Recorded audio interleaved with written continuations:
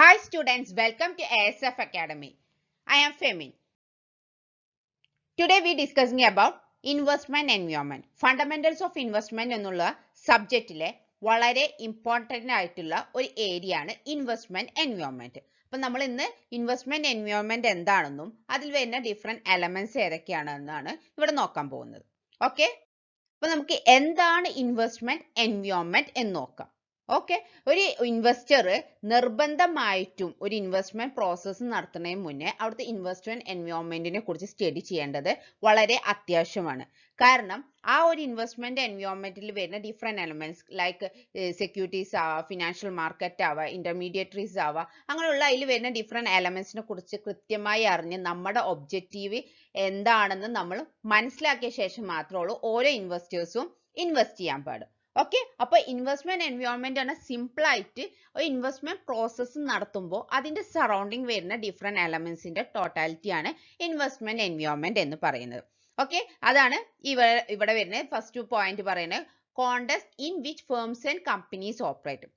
ഒരു investment process നടത്തുമ്പോൾ ഏത് കോണ്ടെക്സ്റ്റിലാണ് അവര് ആ ഒരു ഫേം ആവാ അല്ലെങ്കിൽ കമ്പനീസ് ഓപ്പറേറ്റ് ചെയ്യുന്നത് അതിനെയാണ് ഇൻവെസ്റ്റ്മെന്റ് എൻവയോൺമെന്റ്, അല്ലെങ്കിൽ the situation in which the investment is made. Simple ആയിട്ട് പറയാണ്, അതായത് ഏറ്റവും സിമ്പിൾ ആയിട്ട് ഒരു മീനിങ് എന്ന ലെവലിൽ നമുക്ക് പറയാം all the external as well as internal sources that have bearing on the function of investment decision. ഒരു ഇൻവെസ്റ്റ്മെന്റ് ഡിസിഷനിലെ അല്ലെങ്കിൽ ഇൻവെസ്റ്റ്മെന്റ് പ്രോസസ്സിനെ എഫക്റ്റ് ചെയ്യുന്ന എല്ലാ ഇന്റേണൽ അല്ലെങ്കിൽ എക്സ്റ്റേണൽ സോഴ്സസിനെ പറയുന്നതാണ് ഇൻവെസ്റ്റ്മെന്റ് എൻവയോൺമെന്റ് എന്ന് പറയുന്നത്. അതിനെ ഡിപ്പെൻഡ് ചെയ്യും. നമ്മൾ ആ ഇൻവെസ്റ്റ്മെന്റ് ഡിസിഷൻ ചെയ്യുമ്പോൾ അല്ലെങ്കിൽ ഇൻവെസ്റ്റ്മെന്റ് പ്രോസസ്സ് നടത്തുമ്പോൾ അതിനെ ഇൻഫ്ലുവൻസ് ചെയ്യാവുന്ന എല്ലാ എലമെന്റ്സും വരുന്നതാണ് ഇൻവെസ്റ്റ്മെന്റ് എൻവയോൺമെന്റ് എന്ന് പറയുന്നത്. ഓക്കെ, നെക്സ്റ്റ് എന്തൊക്കെ എലമെന്റ്സ് ആണ് ഇൻവെസ്റ്റ്മെന്റ് എൻവയോൺമെന്റിൽ ഉള്ളത് നോക്കാം. അപ്പൊ ഏതൊക്കെ എലമെന്റ്സ്? ഫസ്റ്റ് വൺ സെക്യൂരിറ്റീസ് ഉണ്ട്, ഫിനാൻഷ്യൽ മാർക്കറ്റ് ഉണ്ട്, ഫിനാൻഷ്യൽ ഇന്റർമീഡിയറ്ററീസ് ഉണ്ട്, ഫിനാൻഷ്യൽ സർവീസസ് ഉണ്ട്, റെഗുലേറ്റേഴ്സ് ആൻഡ് ഇൻവെസ്റ്റേഴ്സ്. ഇത്രയും പേര് അടങ്ങിയതാണ് ഇൻവെസ്റ്റ്മെന്റ് എൻവയോൺമെന്റ് എന്ന് പറയുന്നത്. ഓക്കെ, ഇതിൽ വൺ ബൈ വൺ നമുക്ക് ഒന്ന് ഡീറ്റെയിൽ ആയിട്ട് പോവാം. First one securities. സെക്യൂരിറ്റീസ് പറഞ്ഞാൽ എന്താണ്? ഫിനാൻഷ്യൽ സെക്യൂരിറ്റീസ് എന്ന് പറഞ്ഞാൽ എന്താണ്? It is a tradable financial instrument അല്ലെ? ഒരു ഫിനാൻഷ്യൽ ഇൻസ്ട്രുമെന്റ് ആണ് സെക്യൂരിറ്റീസ് എന്ന് പറയുന്നത്. ഈ financial instrument we can trade അല്ലെങ്കിൽ freely converted them into cash അല്ലെങ്കിൽ ക്വിക്കലി കൺവേർട്ടബിൾ ആയിട്ടായിരിക്കും ക്യാഷിലേക്ക്. ഈ സെക്യൂരിറ്റീസ് എന്ന് പറയുന്നത് ലീഗൽ ഡോക്യുമെന്റ് ആണ്. ആർക്കൊരു ഇത് സെക്യൂരിറ്റീസ് ലൈക്ക് ഷെയർസ് ആവാം, ബോൺസ് ആവാം, സ്റ്റോക്സ് ആവാം, അങ്ങനെയുള്ള നമ്മളുടെ ഡിഫറെന്റ് സെക്യൂരിറ്റീസ് എന്ന് പറയുന്നത് ഒരു ലീഗൽ ഡോക്യുമെന്റ് ആണ്. ഈ സെക്യൂരിറ്റീസ് എന്ന് പറയുന്നത് എന്തിനു വേണ്ടി യൂസ് ചെയ്യുന്നത്? ടു റൈസിങ് ക്യാപിറ്റൽ റൈസ് ചെയ്യാൻ വേണ്ടിയിട്ടാണ് നമ്മൾ സെക്യൂരിറ്റീസ് യൂസ് ചെയ്യുന്നത്. It is a piece of paper evidencing the investors right to the asset. അസറ്റിന് മേലുള്ള ഇൻവെസ്റ്റേഴ്സിന്റെ റൈറ്റ് ആണ് ഈ ഒരു സെക്യൂരിറ്റീസിലെ അല്ലെങ്കിൽ ഈ ഒരു ഡോക്യുമെന്റ് നമുക്ക് ഇൻഡിക്കേറ്റ് ചെയ്യുന്നത്.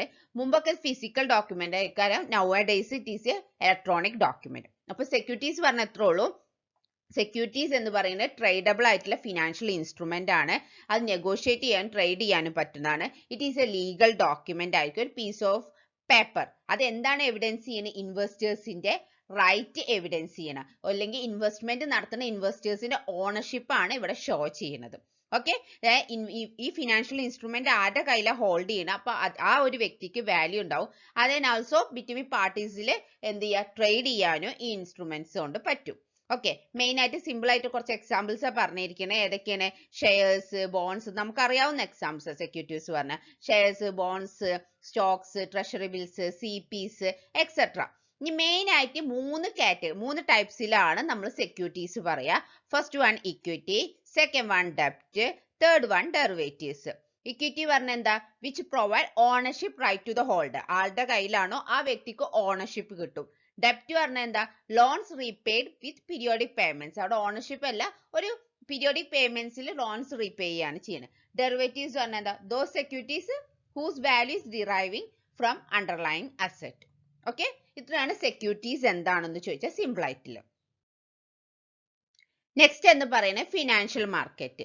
ഓക്കെ, ഫിനാൻഷ്യൽ മാർക്കറ്റ് എന്ന് പറയുന്നത് നമ്മൾ നോർമൽ മാർക്കറ്റ് എന്ന് പറയുന്നത് ഒരു പ്രോഡക്റ്റിനെ പർച്ചേസസും സെയിൽസും നടത്താനുള്ള ഒരു പ്ലേസ് ആണ് നോർമൽ മാർക്കറ്റ് എന്ന് പറയും. As A same financial market എന്ന് പറയുന്നതും ഒരു മാർക്കറ്റ് ആണ് in which takes place the sales and purchase transaction of security. ഇവിടെ ഗുഡ്സ് എന്ന് പറയുന്നത് സെക്യൂരിറ്റീസ് അല്ലെ, പ്രോഡക്റ്റ് എന്ന് പറയുന്നത് സെക്യൂരിറ്റീസിന്റെ പർച്ചേസസും സെയിൽസും നടത്തുന്ന ഒരു മാർക്കറ്റ് ആണ് ഫിനാൻഷ്യൽ മാർക്കറ്റ് എന്ന് പറയുന്നത്. ഓക്കെ, ഇവിടെ എന്ന് പറയുന്നത് നമ്മൾ നോർമൽ മാർക്കറ്റിനുള്ള ഒരു മെയിൻ ഡിഫറൻസ് പറഞ്ഞാൽ it need not be a physical ലൊക്കേഷന്റെ ആവശ്യമില്ല. ഇവിടെ മെയിൻ ആയിട്ട് കിടക്കുന്നത് with the help of telecommunication അല്ലെ കമ്പ്യൂട്ടർ നെറ്റ്വർക്കിന്റെ സഹായത്തോട് കൂടിയിട്ട്, മെയിൻ ആയിട്ട് ഇന്റർനെറ്റിന്റെ സഹായത്തോട് കൂടിയാണ് ഫിനാൻഷ്യൽ മാർക്കറ്റ് റൺ ചെയ്യുന്നത്.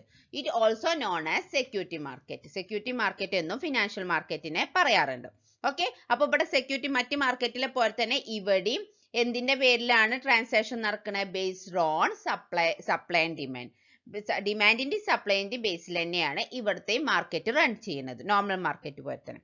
ഓക്കെ, അപ്പൊ ഇത്രയാണ് എന്താണ് ഫിനാൻഷ്യൽ മാർക്കറ്റ് അല്ലെങ്കിൽ സെക്യൂരിറ്റി മാർക്കറ്റ് എന്ന് പറയും. ഇൻവെസ്റ്റേഴ്സ് വന്ന് ബൈ ചെയ്യും സെല്ല് ചെയ്യും. Financial asset the market where the investors buy and sell the financial asset sell ചെയ്യുന്ന ബൈ ചെയ്യുന്ന ഒരു മാർക്കറ്റ് ആണ് ഫിനാൻഷ്യൽ മാർക്കറ്റ് എന്ന് പറയുന്നത്. ഓക്കെ, ഇനി മെയിൻ ആയിട്ട് ഇത് രണ്ട് ടൈപ്പിലാണ് ക്ലാസിഫൈ ചെയ്തിട്ടുള്ളത്.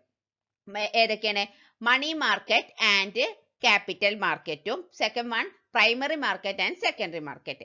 മണി മാർക്കറ്റ് എന്ന് പറഞ്ഞാൽ എന്താണ്? Money market and capital market classify ചെയ്തിട്ടുള്ളത് on the basis of life span of സെക്യൂരിറ്റിയുടെ ലൈഫ് സ്പാൻ അനുസരിച്ച് എത്ര കാലം ഉണ്ടാവും എന്നുള്ളത്. മണി മാർക്കറ്റ് എന്ന് പറയുന്നത് ഷോർട്ട് ടേം ബേസിസ്, അതായത് 1 year or less than 1 year ആയിരിക്കും അതിന്റെ അകത്ത് വരുന്ന സെക്യൂരിറ്റീസിന്റെ ലൈഫ് എന്ന് പറയുന്നത്. ക്യാപിറ്റൽ മാർക്കറ്റ് എന്ന് പറയുന്നത് മോർ ദാൻ 1 year, 1 yearനേക്കാൾ കൂടുതലായിരിക്കും. മണി മാർക്കറ്റ് ആവുമ്പോൾ അപ്പൊ ഹൈലി ലിക്വിഡ് ആയിരിക്കും. അതായത് ഏത് വ്യക്തിക്കാണോ it facilitate flow of short term ഫണ്ട്സിന്റെ ഫ്ലോനെയാണ് മണി മാർക്കറ്റ് ഹെൽപ്പ് ചെയ്യുന്നത്. ആരുടെ കയ്യിലാണോ സർപ്ലസ് ആയിട്ട് ഷോർട്ട് ടേം ഫണ്ട് ഉള്ളത്, ആർക്കാണോ ഷോർട്ട് ടേം ഫണ്ട് ഡെഫിസിറ്റ് ഇല്ല വെച്ചാൽ അത് കോമ്പൻസേറ്റ് ചെയ്യാനുള്ള മാർക്കറ്റാണ് മണി മാർക്കറ്റ്. കുറച്ചു കാലത്തേക്ക് എന്റെ ക്യാഷ് കൊടുക്കാനും കുറച്ചു കാലത്തേക്ക് ആ ക്യാഷ് എനിക്ക് മേടിക്കാനും ഉള്ള ഒരു അവസരമാണ് മണി മാർക്കറ്റ് അവിടെ ഒരുക്കുന്നത്. ഓക്കെ, ലൈക്ക് എക്സാമ്പിൾസ് എന്തൊക്കെയാണ്? Treasury bills, commercial papers, CDs etcetera. Okay, next എന്ന് പറയുന്നത് ക്യാപിറ്റൽ മാർക്കറ്റ് എന്ന് പറയുന്നത് ലോങ് ടേം സെക്യൂരിറ്റീസ് ആണ് ട്രേഡ് ചെയ്യുന്നത്. ഇവിടുത്തെ ലൈഫ് സ്പാൻ എന്ന് പറയുന്നത് മോർ ദാൻ 1 year ആണ്. ഓക്കെ, നെക്സ്റ്റ് എന്ന് പറയുന്നത് primary and secondary market. Primary market എന്ന് പറയുന്നത് is where securities are created, എന്താണ്, ഫസ്റ്റ് ഇഷ്യൂ നടത്തുന്നതാണ് പ്രൈമറി മാർക്കറ്റ് എന്ന് പറയുന്നത്. സെക്കൻഡറി മാർക്കറ്റ് ആണ് ഓൾറെഡി ഇഷ്യൂ ചെയ്ത സെക്യൂരിറ്റീസ് റീട്രേഡ് ചെയ്യുന്നതാണ് സെക്കൻഡറി മാർക്കറ്റ് എന്ന് പറയുന്നത്. Okay, securities created first issues നടക്കുന്ന പ്രൈമറി മാർക്കറ്റ് ആണ്. ഇവിടെ എന്ന് പറയുന്നത് ന്യൂ സെക്യൂരിറ്റീസിന്റെ സോഴ്സസ് ആണ് എന്ത്? പ്രൈമറി മാർക്കറ്റ് എന്ന് പറയുന്നത്. സെക്കൻഡറി മാർക്കറ്റിൽ എന്താ? Those security traded by investors already trade ചെയ്തിട്ടുള്ള സെക്യൂരിറ്റീസ് വീണ്ടും ട്രേഡ് നടത്തുന്നതാണ് സെക്കൻഡറി മാർക്കറ്റ്. ഓക്കെ, അപ്പോൾ പ്രൈമറി മാർക്കറ്റ് ഡയറക്റ്റ് പർച്ചേസസും സെക്കൻഡറി മാർക്കറ്റ് ഇൻഡയറക്റ്റ് പർച്ചേസസും ആണ് വരിക. ഓക്കെ, പ്രൈമറി മാർക്കറ്റിൽ ആരൊക്കെ തമ്മിലാണ് പർച്ചേസും ബൈയിങ് ആൻഡ് സെല്ലിംഗ് നടത്തുക? കമ്പനിയും ഇൻവെസ്റ്റേഴ്സും തമ്മിലാണ്. ഫസ്റ്റ് ഇഷ്യൂ അല്ലേ, അപ്പൊ കമ്പനിയും ഇൻവെസ്റ്റേഴ്സും ആണ് അവിടുത്തെ മെമ്പേഴ്സ്, പാർട്ടീസ് എന്ന് പറയുന്നത്. സെക്കൻഡറി മാർക്കറ്റ് പറയുമ്പോൾ അവിടെ ബിറ്റ്വീൻ ഇൻവെസ്റ്റേഴ്സ് ആണ് അവിടുത്തെ പാർട്ടീസ് എന്ന് പറയുന്നത്. ഓക്കെ, ഇത്രയാണ് പ്രൈമറി മാർക്കറ്റ് അല്ലെങ്കിൽ സെക്കൻഡറി മാർക്കറ്റിലെ basics. Financial market 2 classification: money market and capital market, primary market and secondary market. Okay, മനസ്സിലായി എന്ന് വിചാരിക്കുന്നു. Next financial intermediaries. മൂന്നാമത്തെ എലമെന്റ് എന്ന് പറയുന്നത് ഫിനാൻഷ്യൽ ഇന്റർമീഡിയറ്ററീസ്.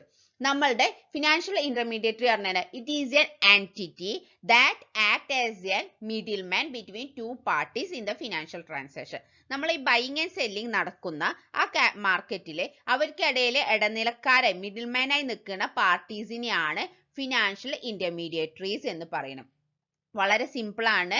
നമ്മൾ ആ ഫിനാൻഷ്യൽ ട്രാൻസാക്ഷൻ നടക്കും അതിന് വേണ്ട സഹായങ്ങൾ ചെയ്തു കൊടുക്കുന്ന ഈ ഇന്റർമീഡിയറ്ററീസ് അല്ലെങ്കിൽ അതിന് ഇടനിലക്കാരായിരിക്കും മിഡിൽ മാൻസ് ആണ് ഫിനാൻഷ്യൽ ഇന്റർമീഡിയറ്ററീസ് എന്ന് പറയുന്നത്. ലൈക്ക് ആരൊക്കെ?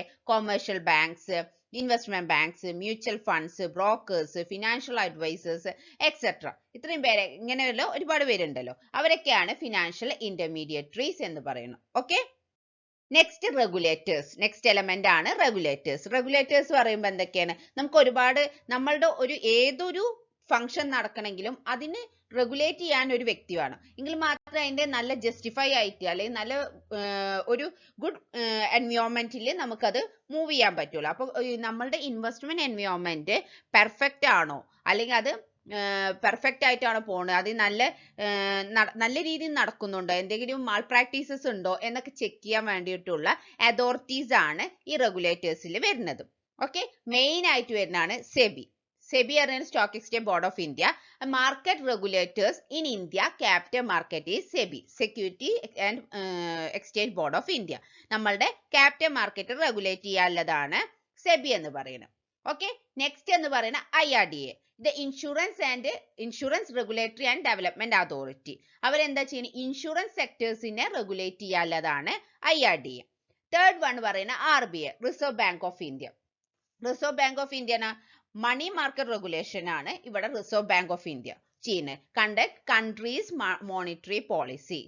ഓക്കെ, ഫോർത്ത് വൺ പറയുന്നത് MCA പറയുന്നത് ministry of commerce affairs. Ministry of commerce affairs regulates corporate sectors. ഇതാണ് മെയിൻ ആയിട്ടുള്ള റെഗുലേറ്റേഴ്സ്. ഇതിൽ ഏറ്റവും ഇമ്പോർട്ടന്റ് പറയുന്നത് സെബി ആണ് ഏറ്റവും കൂടുതൽ സ്റ്റോക്ക് എക്സ്ചേഞ്ചിനെ റെഗുലേറ്റ് ചെയ്യുന്നത്. ഓക്കെ, ഇതാണ് മെയിൻ റെഗുലേറ്റേഴ്സ് എന്ന് പറയുന്നത്, SEBI, IRDA, RBI and MCA. Okay, next എന്ന് പറയുന്നത് ഫിനാൻഷ്യൽ സർവീസസ്. നെക്സ്റ്റ് എലമെന്റ് ആണ് financial services are all those services are available in the financial market which either do or assist the mobilization of savings and their conversion into investment. എന്തൊക്കെ services financial മാർക്കറ്റിൽ എന്തെല്ലാം services available ആണോ അതെല്ലാം financial സർവീസസിൽ അണ്ടറിൽ വരുന്നതാണ്.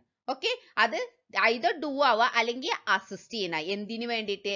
Savings mobilise ചെയ്യാനോ അതിനെ convert ചെയ്ത് ഇൻവെസ്റ്റ്മെന്റിക്ക് കൺവേർട്ട് ചെയ്യാനോ വേണ്ടിയിട്ട് നമ്മൾ ചെയ്യുന്നതോ അല്ലെ അസിസ്റ്റ് ചെയ്യുന്നതോ ആയിട്ടുള്ള എല്ലാ തരം services come under financial services.